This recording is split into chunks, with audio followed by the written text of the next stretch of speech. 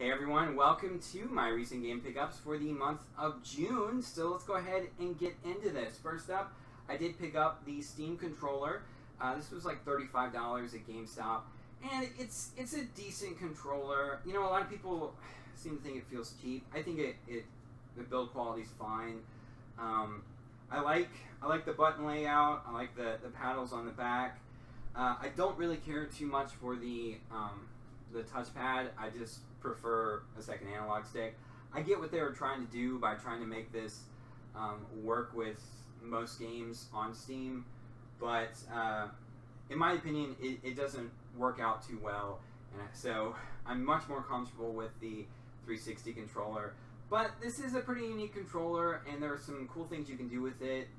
Most games you can completely reconfigure the button mapping on them, so that is a really cool thing. There are templates up that people put up that you can use and try out. And I think that's a really cool feature of this controller. Next up, this is probably one of my better finds at Goodwill, and that's Atari Anniversary Edition Redux. And while the Atari game is not the best find, what I found in it was really cool. So it does have the Atari game in it, but it also had another game, and that game is, I'm probably going to butcher this, but Suikoden 2. And once I saw that, I was like, I'm pretty sure that game's kind of rare. The game is really scratched up. But, you know, I played a little bit, like the first 5 minutes of it on my PS3, and it seems to work fine, so who knows if I can say that for the rest of the game. But next up on the DS, I went ahead and got Mario & Luigi, Bowser's Inside Story. I love the Mario & Luigi games. They're full of charm and humor, and they're just really fun action. Well, they're not really they're technically not really action RPGs. They are turn-based, but it does have that feel because It really does have the feel of an action RPG, and that's why I really like this series. Speaking of RPGs, I picked up a couple Vita games. First up, I got this on clearance, new at GameStop for a little over $20, and it is Tales of Hearts R.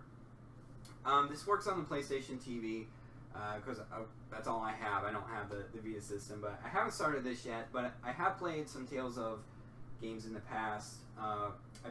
Played Tales of Grace's F on the PS3 and enjoyed what I played of that, so I think I'm going to enjoy this.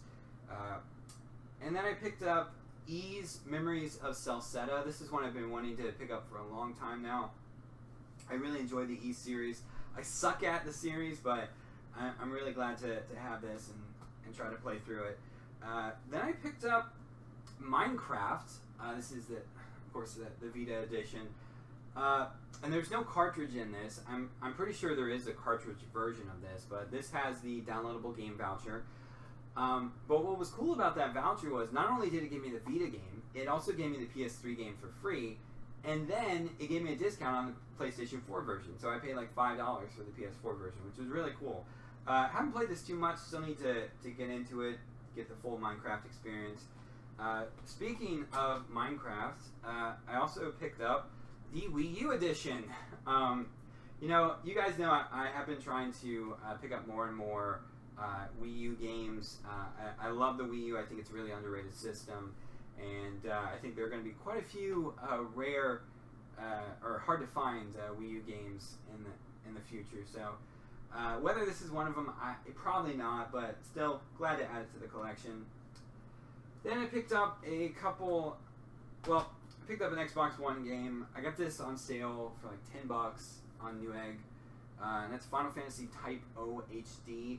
This is basically an action RPG, which is the RPGs I really like. But this is basically a port of a PSP game. You can definitely tell that the textures are really low and muddied, but I don't know. I played a little bit of it, and it's just really repetitive, and I haven't really enjoyed too much of it yet. But I'm going to try. I'm going to give it another chance and go through it some more, see if I enjoy it. Then I got some PS4 games. First up, we got Drive Club. Picked this up for about $20 at Walmart, and this game's gorgeous, man. The graphics are great on it. And you know, I much prefer the arcade type of racing games, and as opposed to the simulator racing games. And this is kind of in between those, but I think it leans more towards the arcade type. But I'm enjoying this. This is a lot of fun. There's a lot of DLC for it as well.